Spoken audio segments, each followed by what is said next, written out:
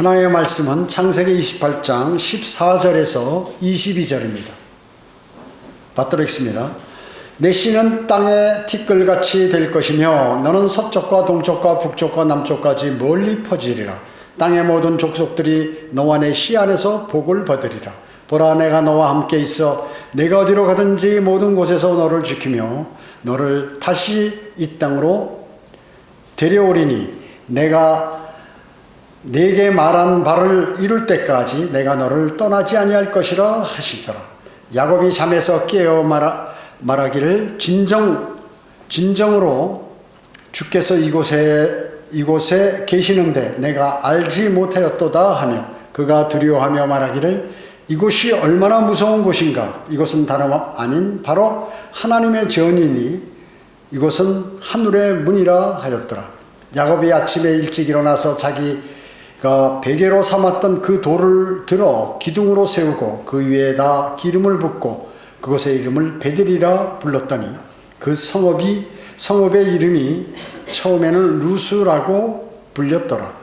야곱이 서운하여 말하기를 만일 하나님께서 나와 함께 계시며 내가 가는 이 길에서 나를 지켜주시고 먹을 양식과 입을 옷을 주시어서 나로 평안히 내 아버지 집에 다시 오게 하신다면 그때에는 주께서 나의 하나님이 되실 것이요 내가 기둥으로 세운 이 돌이 하나님의 전이 될 것이며 주께서 내게 주신 모든 것에서 내가 반드시 10분의 1을 주께 드리겠나이다 하였더라. 이렇게 말씀하고 있습니다.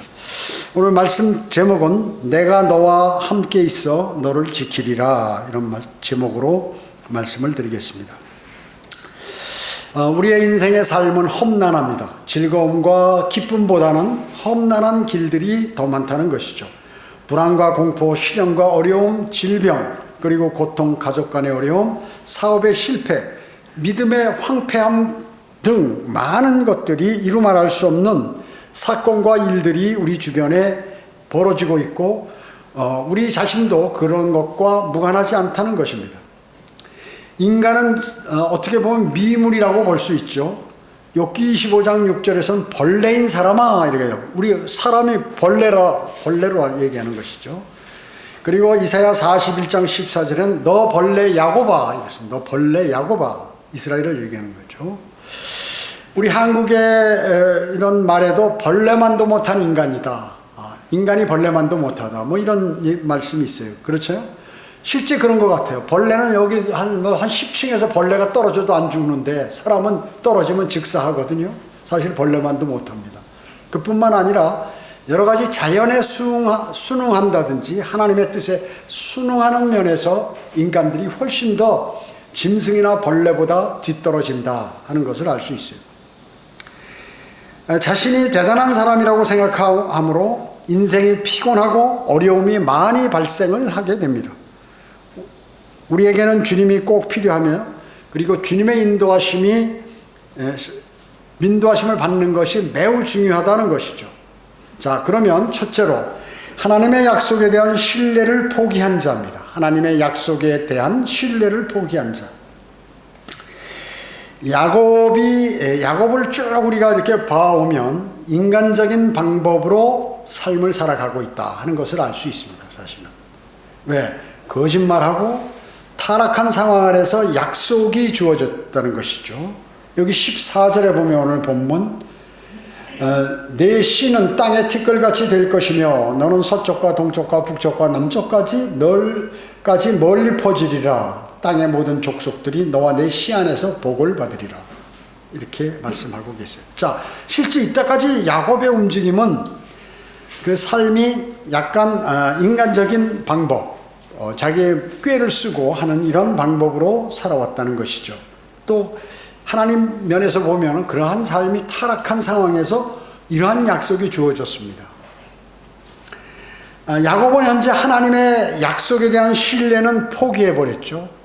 과거에 아브라함과 이삭 아버지에게 했던 그러한 약속들, 이러한 신뢰, 그러한 약속을 포기한 채 현실을 도피해서 지금 도망가고 형의 위험으로부터 지금 도피하는 그러한 과정 속에 있는 것이죠.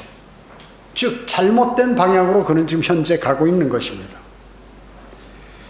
여러분 성경 한번 찾아볼까요? 여기 시를 껴놓으시고 고린도 후서 1장입니다. 고린도 후서 1장. 고린도 후서 1장 17절 보겠습니다. 17절로 20절.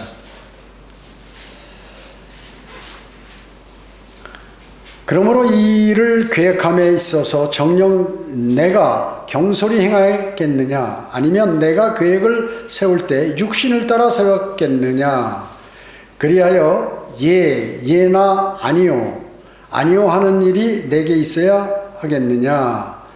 그러나 하나님께서 참되신 것 같이 우리가 너에게 한 말도 예와 아니요가 아니었노라. 우리 즉 나와 실로아는 누가요? 나는 바울이죠. 바울.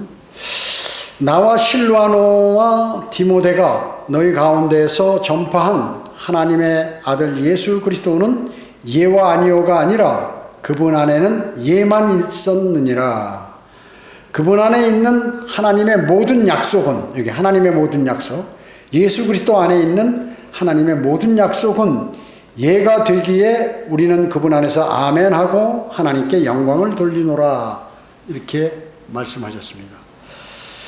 사도 바울은 터무니없는 소리를 짓거리는 그런 사람이 아니었습니다. 그래서 여기 무조건 예라고 한다고 이게 무슨 긍정적인 사고방식도 아니죠. 긍정적인 사고방식 아닙니다. 하나님의 긍정적인 약속들은 그리스도 안에 있음을 알아야 돼요. 그리스도 안에 있는 것은 긍정적인 게 아니라, 세상에서 얘기하는 긍정적인 그런 것이 아니라 앞으로 정말로 이루어질 그러한 약속들이라 그 얘기죠. 빌립보서 4장 13절은 내게 능력 주시는 그리스도를 통하여 내가 모든 것을 할 수 있느니라. 주님께서 여러분에게 능력을 주시면 그리스도를 통하여 모든 것을 할 수 있어요. 내가 그냥 하는 게 아니라 예수 그리스도께서 나를 도우시고 내가 그분 안에 있는 그러한 상황, 즉 성령 충만한 삶이 있을 때 내가 모든 것을 할 수 있다 하는 그 말씀이에요. 내게 능력 주시는 그리스도를 통하여 내가 모든 것을 할 수 있다. 주님을 통하여 하는 것이지, 즉 그러면 결론적으로 그 일은 누가 하시는 것이에요? 주님이 하시는 것입니다. 주님께서. 그러니까 실패나 좌절이나 잘못된 것이 없다 하는 것이죠. 빌립보서 4장 19절에 그러나 나의 하나님께서 그리스도 예수를 통하여 영광 가운데서 그의 풍요함을 따라 너희의 모든 필요를 채워주실 것이라. 여러분 필요한 게 있잖아요. 삶에. 내가 뭐 필요하다. 꼭 이거 없으면 안 된다. 또 내가 망신당한다. 뭐 이런 것들이 있잖아요. 그랬을 때 예수 그리스도를 통하여 영광 가운데서 풍요함을 여러분에게 주시는데, 그것도 예수 그리스도를 통하여 내가 그냥 막 노력해서 되는 것이 아니라 내가 주님의 은혜를, 주님이 나를 도우시면 내가 뭐든지 할 수 있고 주님께서 주시는 모든 필요를 내가 받을 수 있다 하는 그러한 말씀인 것입니다. 그것은 뭐예요? 건강, 돈, 죽음, 병, 겸손, 위로, 용기, 뭐 이런 거, 고통, 이런 것들은 인간에게 모두 허락하실 수 있다는 거죠. 주님께서. 만약에 내가 좀 겸손할 필요가 있다 그러면 나에게서 모든 그런 내가 힘이라고 생각하는 것을 나에게서 뺏어 가실 수 있는 거예요. 그리스도를 통해서 그분께서 하시면 내가 진정으로 필요한 것이 주님을 신뢰하고 주님께 가까이 다가가는 건데 평소에 그렇게 못하더라고요. 그죠? 그러면 주님께서 어떤 방법을 취하시냐면 그 사람이 물질에 강하면 물질을, 건강에 자신 있으면 건강을, 또 기타 모든 자녀들이나 집안의 모든 것이 평안하면 그거를 뺏어서 딱 갔을 때 그 사람이 주님께 간구를 드린다. 그거 가깝게. 그러니까 주님을 통하여 모든 것을 그렇게 주님을 할 수 있다는 거예요. 돈을 통해서든 무슨 건강을 통해서든 병을 통해서든 겸손을 통해서든 위로를 통해서든 그 사람에게 도움을 줘서든 또 빼앗으시든 하여튼 주님께서 그것을 이루실 수 있다는 것이죠. 재산 없이도 주님을 열심히 수행한 사람들이 있었죠. 돈이 없는데 누구예요? 조한 웨슬리. 그 요한웨슬리 그 아내는 대단한 사람이죠. 가서 복음 전하고 말이야 돈 난리를 치고 바켓에다 물을 붓어가지고 나가 죽든지 하라고 가서 이렇게 핍박하고 그랬는데도 복음을 말 타고 그렇게 많이 전했어요. 엄청 전했죠 복음을 요한웨슬리. 그리고 누구예요? 사도 바울이 돈이 있었나요? 돈 한 푼 없이 그냥 세계 여행을 하는 거예요 지금. 유럽에 여행을 가는 거, 아시아, 유럽까지 여행을 하죠. 그럼 하나님께서 그 사람을 도울 수 있는 사람들을 다 붙여줘요 거기다가. 돈이면 돈, 그 다음에 뭐 누가도 나중에 질병이 있으면 의사를 뭐 이렇게 해가지고 쭉 붙여서 그 돈이 없어도 뭐 이거 재산이 없어도 주님의 일을 열심히 수행했다 그 얘기죠. 그 사람들이. 또 존 버년도 마찬가지. 그 사람 무슨 뭐 신학교 나온 것도 아니고 목사 안수 받은 것도 아닌데 아주 나름대로 많이 이렇게 열심히 했어요. 또 교육을 전혀 받지 못했는데 그러한 사람들이 있죠. 예, 받은 것이 없이 D.L. 무디 같은 사람들도 그렇고 빌리 브레이, 그 다음에 세미 모리스 이런 사람들도 교육받지 않고도 주님의 일을 충분히 이렇게 했던 사람들이에요. 또 사회적 지위 없이 주님의 일을 열심히 수행한 사람들도 있죠. 그 사람들 빌리 선데이, 샘 존스 이런 사람들이 많은 복음을 증거하고 주님의 말씀들을 전파했어요. 자, 예수 그리스도의 구원 없이 우리는 모든 것을 얻을 수 없죠. 사람이 우선 예수 그리스도로부터 즉 창조주로부터 무엇을 받으려면 1차적으로 구원을 받아야겠죠. 구원 없이 아무것도 얻을 수 없어요. 뭐냐면 구원의 확신도 얻을 수 없고 슬픔과 고난의 때에 주시는 성령의 위로도 받을 수 없다. 성령의 위로. 내가 어려울 때 위로해 주시는 분이 없는 거예요.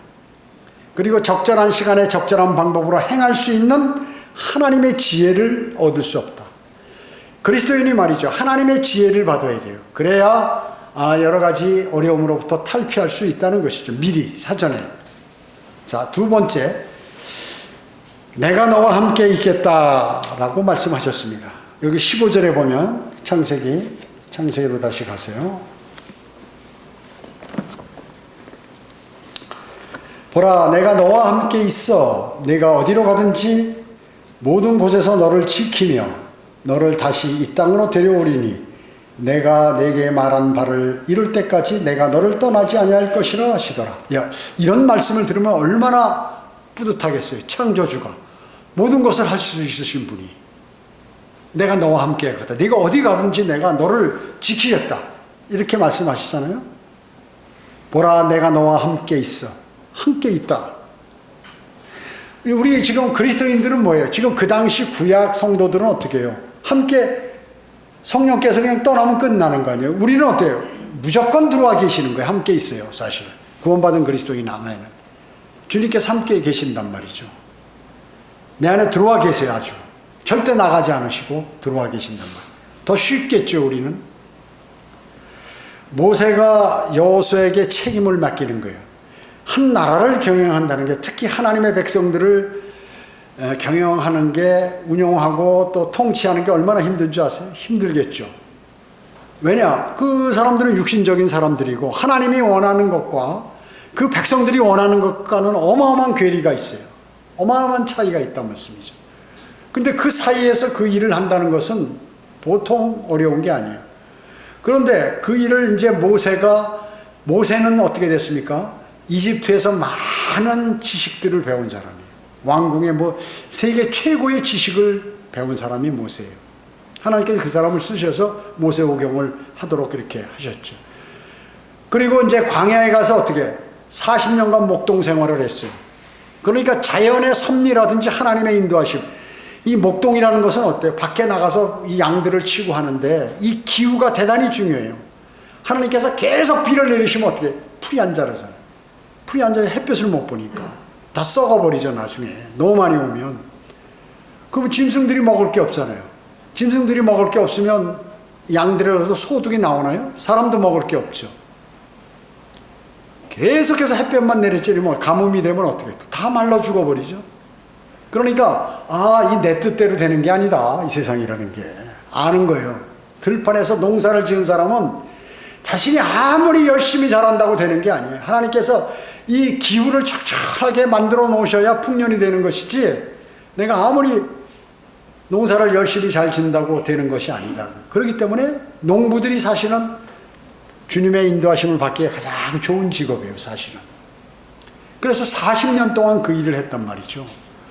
거기에다가 또 이제 40년 동안 그 말 안 듣고 목이 곧은 백성들을 인도해낸, 그 노예 근성을 갖고 있는 그 사람들을 인도해낸 그러한 사람이에요. 많은 경험과 또 믿음과 하나님의 인도하심, 거기에다 플러스 이게 있으니까 대단한 사람이죠. 그런데 이 여호수아는 어떻게 노예로 있다가 나와서 40년간 광야 생활하다가 모세 옆에서 같이 근무하면서 모세 일을 도왔던 사람이란 말이죠. 그러니까 이 백성이 그걸 맡을 때 이게 상당히 공포로 다가오는 거예요. 아, 이거 내가 할 수 있을까? 정말 할 수 있을까? 그랬을 때 모세가 여호수아에게 책임을 위임할 때 뭐라고 했냐면, 너는 강건하고 담대하라. 그들을 두려워하거나 무서워하지 말라. 그분께서는 너와 함께 가실 주 너의 하나님이시니 그분께서는 너를 단념하지 않으시고 버리지도 아니하시리라. 하기는 확고한 믿음을 여호수아에게 심어줬다 그 얘기죠. 그렇게 전달해요. 절대로 그렇게 생각하지 말고 주님을 신뢰해라. 그래서 이제 하나님께서 이제 그러고 나서 모세는 죽었죠. 그러니까 이제 여호수아가 그 지휘권을 이어받아서 이제 이스라엘을 통치하고 동시에 이제 인도해서 가나안 땅으로 들어가야 될 때 하나님께서 여호수아에게 또 말씀하셨어요. 모세가 얘기했고 그걸 확정시키기 위해서 하나님께서 여호수아에게 또 말씀하셨습니다. 뭐라고요? 내 평생에 내 앞에 설 자가 아무도 없으리라. 누가 네 옆에 서서 너를 반역하게 되면 내가 가만 안 두겠다, 그 말씀이에요. 이게 걱정하지 말고 너 그 지휘권을 받아라, 잘 수행하라, 그 말씀이죠. 내 평생에 내 앞에 설 자가 아무도 없으리라. 내가 모세와 함께 있었던 것 같이 내가 너와 함께 하리니 내가 너를 단념하지 아니하고 버리지 아니하리라. 자, 미리 전에 모세가 얘기했던 것 똑같이 하나님께서도 말씀하시잖아요. 그럼 모세가 누구로부터 받은 거예요? 주님으로부터 그 말씀을 받아가지고 여호수아에게 알려준 건데, 나중에 모세가 죽고 나서 하나님께서 다시 여호수아에게 똑같은 그러한 말씀을 하시는 거예요. 너를 단념하지 않고 너를 버리지 않되 내 너를 도울 테니까 걱정 말고 너 담대하게 그 일을 수행하라, 그 말씀이죠. 그뿐만 아니에요. 이제 그 성전을 지은 사람이 누구예요? 솔로몬이죠. 다윗이 죽기 전 솔로몬에게 성전 건축을 하라는 그 이제 지시를 하면서 이렇게 얘기했어요. 강건하고 담대하여 그 일을 행하라. 두려워 말고 놀라지 말라. 이는 주 하나님 즉 나의 하나님께서 너와 함께 하심이라. 내가 주의 전에 섬김을 위하여 모든 일을 끝마칠 때까지 그가 너를 떠나지 아니하며 너를 버리지도 아니하시리라. 여러분, 성전을 지을 때 크게 설계도를 다 줬는데 기술자 필요하죠. 거기 재원이 필요하죠. 또 그 기술자도 그 많은 조각들 잘 파는 사람들, 뭐 이런 사람들 다 필요하고, 그 다음에 그걸로 인한 재정이 많이 들어가고, 또 주변에 적들이 공격할지도 모르고 거기다 신경 쓸 때 뭐 여러 가지가 있다, 그 얘기죠. 그러니까 다윗이 너 걱정 마. 하나님께서 이건 명령하신 거니까 내가 성전을 지으려고 했는데 너는 피를 많이 받기 때문에 너 안 된다. 네 아들이 지어야 된다. 그래서 다윗은 재료를 다 준비해 놓고 모든 것을 다 준비해 놓고 이제 솔로몬이 그 일을 수행해야 되는 것이에요.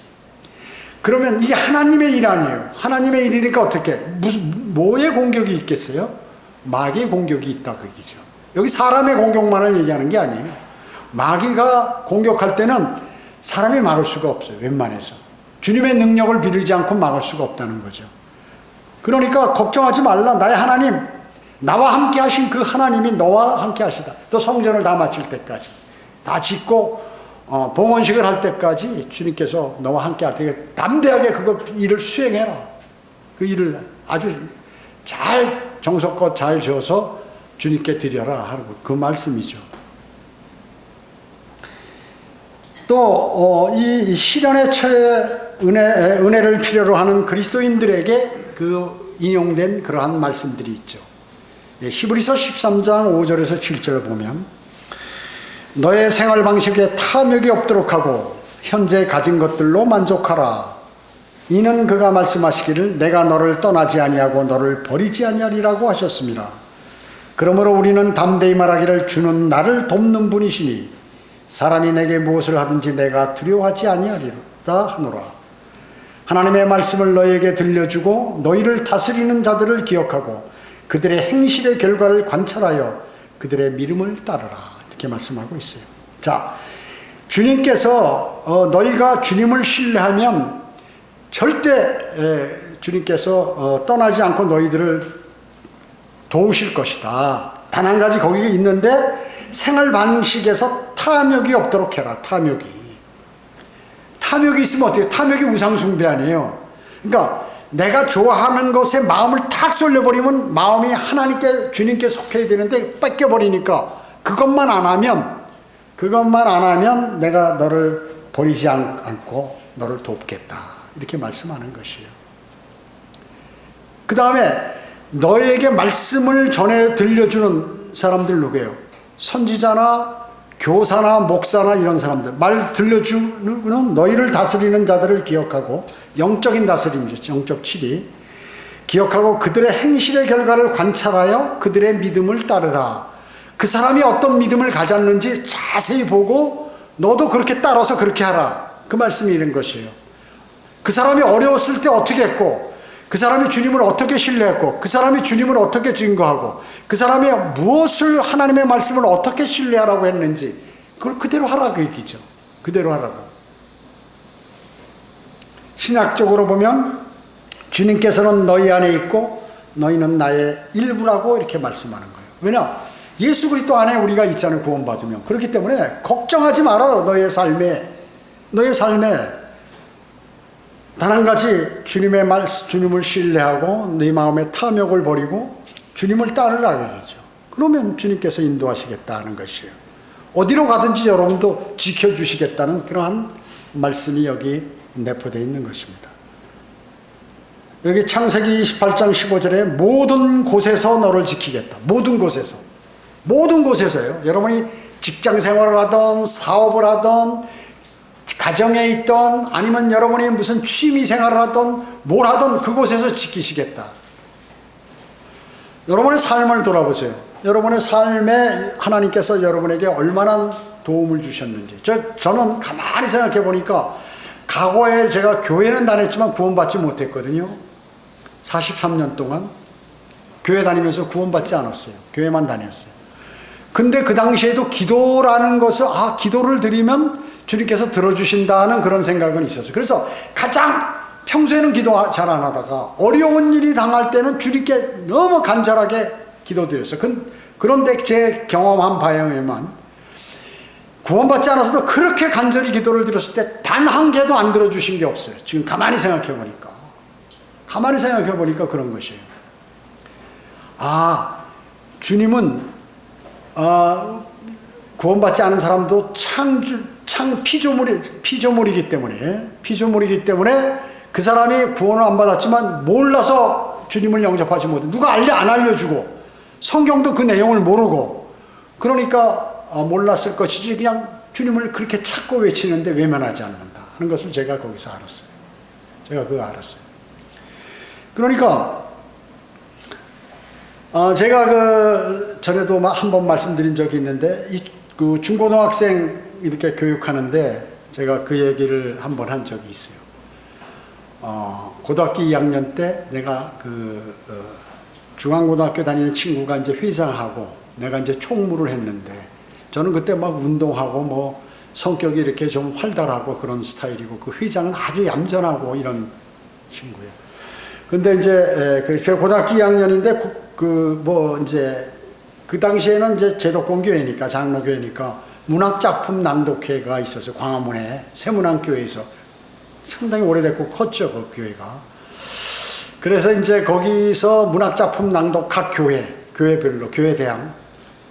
근데 이제 우리 교회는 글을 잘 쓰는 그 고3 여학생이 있었는데 그 사람이 이제 창동여고 다니는데 다리가 소아마비요.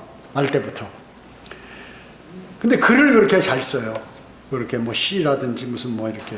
그래서 이제 그걸 쭉 뭘 썼어. 그게 뭔지도 몰랐지. 뭘 쓰는, 있으니까, 당시 하니까, 그 당시 고등학교 2학년이니까 누나가 그거 하라고 말이야. 그러니까 이제 했어요. 그런데 그 날짜가 돼서 아침이 딱 됐는데 연락이 온 거예요. 내가 오늘 급히 막 갑자기 몸이 아파가지고 못 가게 됐으니까 이 기록한 걸 보낼 테니까 나보고 가서 읽으라는 거예요. 저는 그때 말을 잘 남 앞에 서서 얘기하는 것도 많이 해본 적 없고 그렇게 많은 사람들 앞에서 한 번도 한 적이 없어요. 그래가지고 큰일 났어요. 그래가지고 가는데 막 수백 명이 모였어요. 그 고등학교 국어 선생이나 뭐 대학 교수들이 와서 이제 쫙 있고 앉아서 하는데 이제 제때가 돼서 다른 교회들 막 와서 이제 다 막 조명 비치고 작품을 낭독하는데 그래서 제가 뒤에 무대 뒤에서 주님 큰일 났습니다. 나 한 번도 안 읽어봤고 나 이런 데 서본 적도 없고 근데 이거 큰일 났습니다. 제가 총무라는 거 맡기셔가지고 제가 이런 거 괜히 하게 돼가지고 어떻게 했으면 좋겠습니까? 막 너무 간절히 기도를 한 거야. 거기서요. 그래서 무조건 갖고 나갔어요. 그래가지고 이제 그거를 지금 조명 비치고 앞에 잘 안 보여. 사람들이 많은데. 그래가지고 이제 그거를 차분하게 하여튼 제 나름대로는 기도했으니까 이제 읽었어요. 끝나고 나한테 1등 해버린 거예요. 깜짝 놀랐죠. 아, 주님이 기도 들으셨구나. 내가 그런 거 낭독 연습해본 적도 없고, 그리고 미리 연습해본 것도 없고, 그냥 갑자기 원고 보내가지고 나보고 가서 읽으라고 그러는데, 그거 뭐 작품이면 그래도 좀 감정을 넣어서 잘 읽어야 되는데, 어디에 감정을 넣어야 되는지, 어떻게 해야 되는지, 사전에 이것도 없는데 그냥 읽었단 말이죠, 그냥. 근데 그게 1등이야. 1등이야. 전부 그 전문가 국어나 무슨 뭐 시, 뭐 작품 쓰는 전문가들이 1등으로 한 거예요, 그게. 물론 내용이 좋겠죠. 또 주님께서 역사하신 거지, 그게. 기도응답이에요, 그게. 그래서 저 때는 어떻게, 아, 주님이 기도를 들으시는구나. 거기서 한번 또 느낀 거예요. 그 다음에 육군 대위 때 뭐 어려운 문제들이 있을 때 정말 목숨과 관계되는 그러한 문제 있을 때 주님께 매달려서 그때 들어주시더라고요. 그리고 이제 군대 생활 하다가 저 가만히 있어도 중령 진급하고 뭐 다 할 수 있는데, 이거 도저히 체계가 마음에 안 들어, 이게. 불합리한 게 많아. 그래서 나 바로 그 자리에서 사표 내고 3개월 만에 제대 명령이 딱 나왔는데, 과감하게 냈는데 걱정이 되는 거야. 처자식도 있고 그런데 내가 이거 던져놓고 무슨 직업을 가져야 되지? 갑자기. 세상도 모르는데 군대에서만 생활해서. 그때 이제 침대에서 제가 한 시간 기도를 했어요. 주님, 큰일 났습니다. 이거 내가 마음에 안 들어서 기분 나빠서 제가 이거 그만둔다고 이랬는데 한순간에 가만히 있으면 진급도 되고 연금도 받고 좋은데 제가 이랬는데 주님께서 도와달라고. 보름 만에 딱 취직이 됐는데 이제 그 명동에 가장 아주 그 중견 좋은 회사에 취직을 한 거예요. 그 회장 단독 면담으로. 그것도 무슨 국가에서 시키는 게 아니라 이제 어떻게 알아서 거기 가서. 그래서 회장이 딱 그 면접을 보더니 열심히 하면 채용해주고 그렇지 않으면 안 한다는 거예요. 열심히 하겠습니다. 그걸로 끝. 그 자리에서. 그래가지고 이제 총무과장 하는데 그 월급을 타보니까 육군 소령으로 있을 때보다 한 몇만 원이 더 많아. 한 10만 원이 더 많더라고요. 그래가지고 하여튼 뭐 거기서 계속 이제 한 5, 6년간 이렇게 하고 있는데 하여튼 그런 정도의 기도를 하는데 주님께서 들어주시는 거야. 그러니까 주님이 간절히 기도하면 들으신다 하는 것은 있었다 그러죠. 그 후에도 여러 차례 그렇고 그 다음에 성경대로 믿는 사람들이 되고 한글 킹제임스 성경을 알아서 주님 제가 신학원을 어디를 다녀야겠습니까? 막 주변에서 인간한 좋은 신학교 다니라고 막 난리가 났어요. 나중에 다 써먹을 때 있다. 대학원 가면 다 써먹을 때 있다. 그 주님께 기도하니까 주님께서 딱 여기 지금 킹제임스 성경 신학대학이지만 신학원이지만 그 당시에는 펜사콜라 성경 신학원 이름을 이제 바꿨죠. 후에 글로 마음이 계속해서 동요하는 거예요. 3개월을 기도했어요. 제가 이걸 가기 위해서. 아직 모르니까 누구한테 공부한 적도 없고 성경만은 아는데 이게 바른 성경 같은데 그때 마태복음 주석서 하나 보고 그 다음에 칼빈주의에 관한 책을 도서관에서 보고 내가 이제 결정을 할 때 그때 주님께서 인도하신 거예요. 내가 가만히 보니까. 육신적으로는 저쪽이 더 훨씬 더 좋았거든요. 근데 제가 주님께서 난 모르니까 알려달라고 그러니까 주님께서 알려주셔서 갔다고 얘기죠. 주님이 들으시는구나. 그때부터 이제 기도를 하면 주님께서 들어주시고 하니까 마음에 확신이 갖는 거죠. 무슨 일이 있어도. 그래서 내가 네게 말한 바를 이룰 때까지 내가 너를 떠나지 아니할 것이라 라고 지금 야곱에게 하니까 야곱이 어떻게 성공해서 돌아오잖아요. 자기 일을 다 마치고 부자가 돼서 또 하나님의 나중에 야곱을 통하여 12지파가 나가지고 야곱의 이름을 이스라엘로 불러주시고 하나님께서 지금 나라를 건립하는 하나님의 나라를 영원 무궁토록 세울 수 있는 터전을 누가 잡았어요? 야곱에게 주신 거예요. 하나님께서 야곱에게 주신 것이.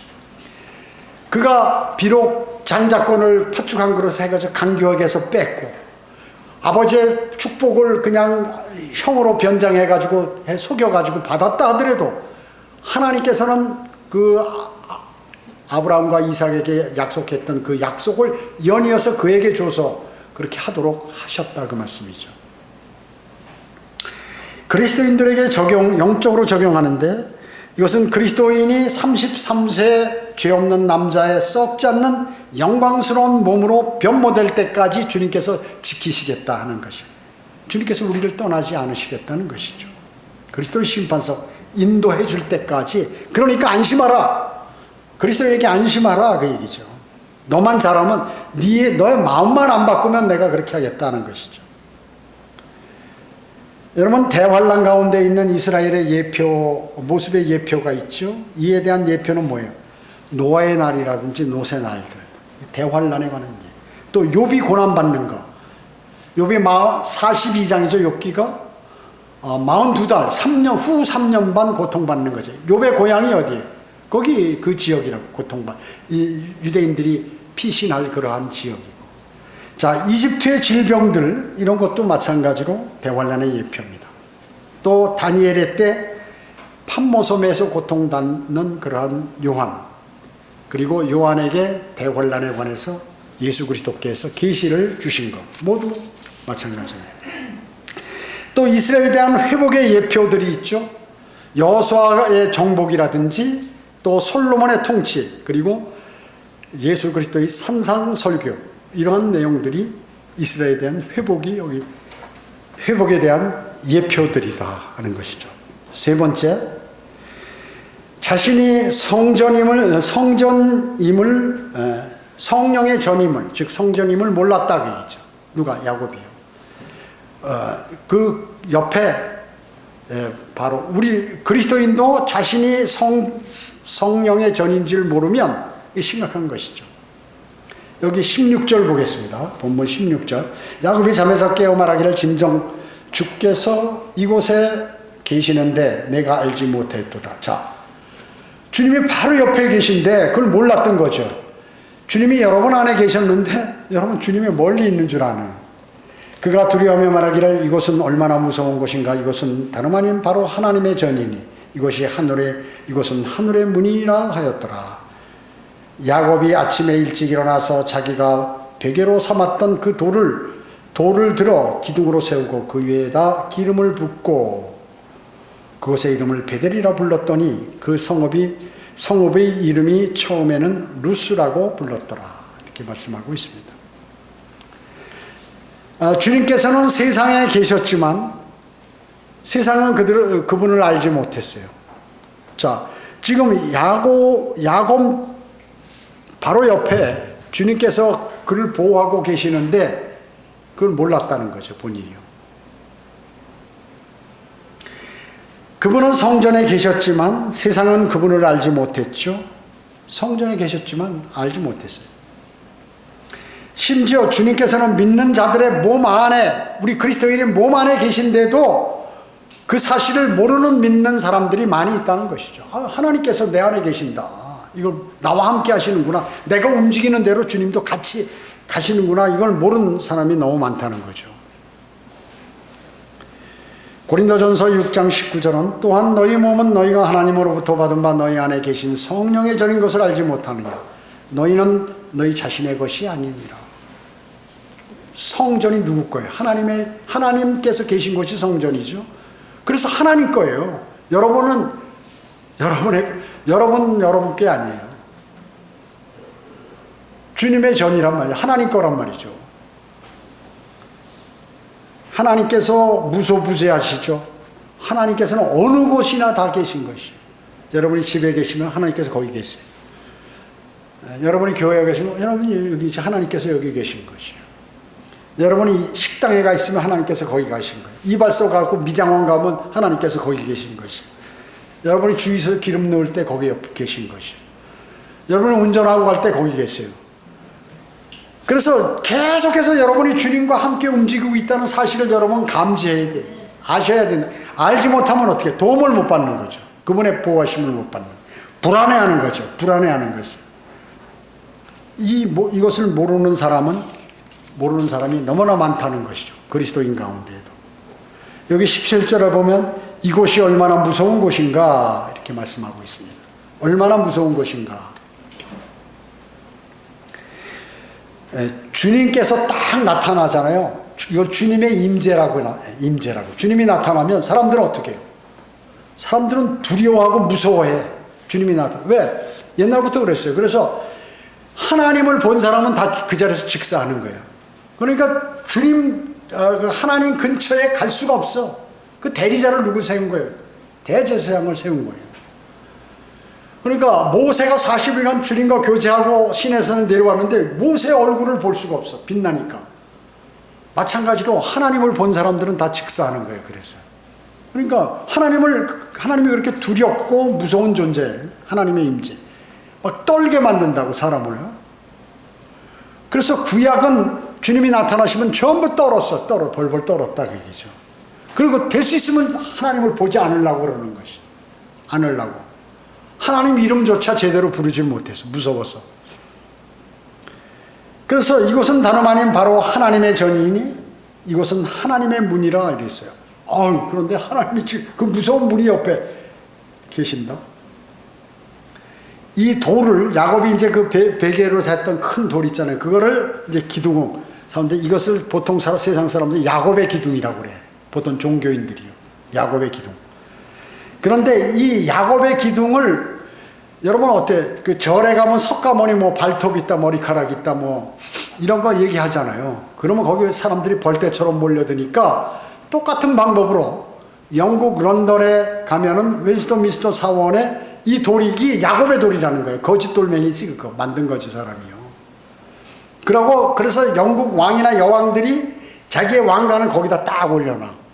그래서 얼마 전에 누구야 그 왕 에리자베스 여왕 아들 그 누구야 필립인가? 필립 공인가? 그 사람이 지금 거기 할 때 어디죠? 웨스트민스터 사원에서 그 신부가 하사해 주잖아요. 이렇게. 거기서 이제 행사를 거기서 하는 거죠. 자, 그뿐만 아니죠. 많은 사람들이 뭐 예수 그리스도는 뭐예요? 반석이라고 하니까 반석이니까 사람들이 이 가짜 반석들을 많이 쓰는 것이 모방하는 것이죠. 지금 여기도 그 돌에다 기름 부었잖아요. 기름 부어. 그래서 그리스도가 뭐예요? 기름 부음을 받은 자란 말이죠. 메시아가 기름 부음을 받은 자. 그래서 성경의 반석은 흰돌이에요. 흰돌. 그리고 영어로 얘기하면 락인데 이 R자가 대문자란 말이죠. ROCK 할 때 R자가 대문자라. 소문자라는 거는 그분이 아니라 그 얘기죠. 소문자. 그래서 이것을 가장 모방을 잘하는 종교가 이슬람과 로마 카톨릭이다. 그래서 원래는 그 예수 그리스도의 의미하는 그 돌은 흰돌인데 이 잘못 알고 이슬람은 카바의 검은 돌을 그 돌이라고 이렇게 얘기하는 것이고 로마 카톨릭은 영국에 있는 그 돌이 또 역시 검은 돌이에요 다. 여러분 어떻습니까? 성 베드로 광장에 있는 그 오벨리스크 있잖아요. 그것도 검은 오벨리스크인데 사람들이 거기 와서 입 맞추는 거죠. 사람은 반석이신 주 예수 그리스도에게 입 맞추지 않으면 사람들은 검은 그리스도에게 입 맞추게 돼 있어요. 그래서 대환란 때 적그리스도의 표를 받게 돼 있다는 얘기죠. 이마에 위에 짐승의 표를 받게 될 것이에요.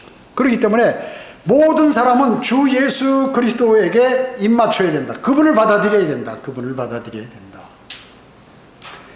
예표, 상징, 유형, 이것은 성경에 가장 많이 기록되어 있죠. 오직 하나님의 말씀인 성경만이 정확하게 제공을 해요. 그래서 우리가 오후에 성경을 이거 지금 설교하면서 거기에 성경 공부 겸 하면서 이게 성경의 예표와 예언들이라고 해서 시리즈로 지금 나가고 있는 거 아니에요. 베델은 하나님의 집이란 뜻이죠. 루스는 빛도 아몬드 나무란 그런 뜻이에요. 그러니까 베델이라고 한 게, 여기가 하나님의 집이구나. 하나님이 계신 곳이 하나님의 집이니까. 자신이 이제 맹세하잖아. 내가 주님이 잘 인도하시면 제가 이곳에 이 주님의 성전을 짓겠다고. 그리고, 11조를 반드시 주님께 드리겠다고 이렇게 서원한, 네 번째 주님과의 서원입니다. 서원. 서원은 뭐예요? 하나님께 맹세하여 소원을 세우는 것이죠. 여기 20절을 보세요. 창세기 28장 20절. 야곱이 서원하여 말하기를 만일 하나님께서 나와 함께 계시며 내가 가는 길에서 나를 지켜주시고 먹을 양식과 입을 옷을 주시어 나로 편안히 내 아버지 집에 다시 오게 하신다면 그때는 주께서 나의 하나님이 되실 것이요 내가 기둥으로 세운 이 돌이 하나님의 전이 될 것이며 주께서는 내게 주실 모든 것에서 내가 반드시 10분의 1을 주께 드리겠나이다 였더라. 이렇게 말씀하고 계세요. 야곱은 라반처럼 하나님께 얄팍한 수법으로 지금 주님 이거 해주시면 내가 이렇게 하겠습니다. 그리스도인 그러면 되겠어요? 구원받은 은혜를 받았으니까 우리는 그에 감사해서 일을 해야 되는 건데, 주님 저한테 뭐 주시면 제가 뭐 하겠습니다. 이거 사실 좀 얄밉잖아요. 야곱은 자기 아버지에게 거짓말했고 자기 형에게 장자권을 뺏었죠. 그죠? 형에게 거짓말하고 전쟁을 피해 도망치고 하나님의 약속들을 의심했던 그러한 사람. 그런 사람이 지금 하나님과 흥정하고 있는 거예요.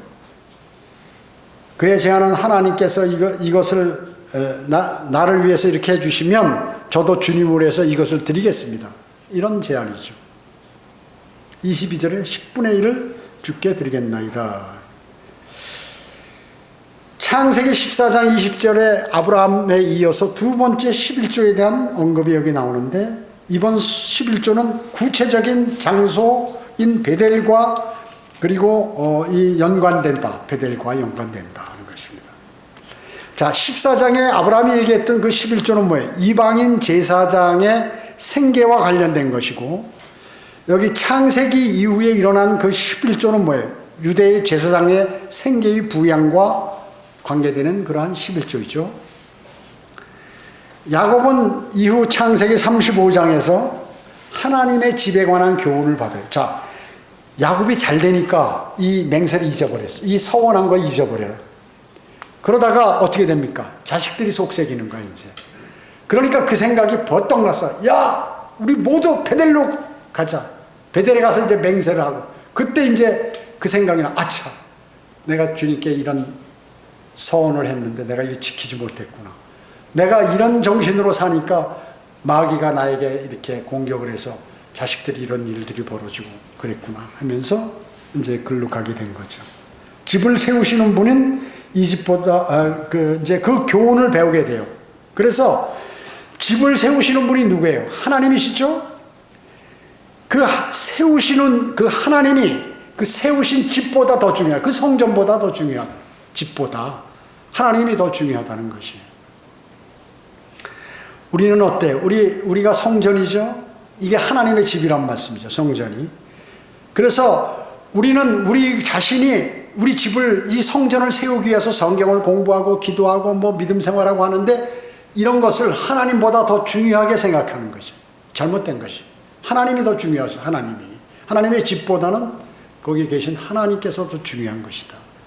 수많은 사람들이 하나님의 집에 더 중요하게 여김으로 인해서 믿음에서 미끄러지고 추락하고 배교하고 반역하고 하는 이런 일들이 벌어지게 되는 것이에요.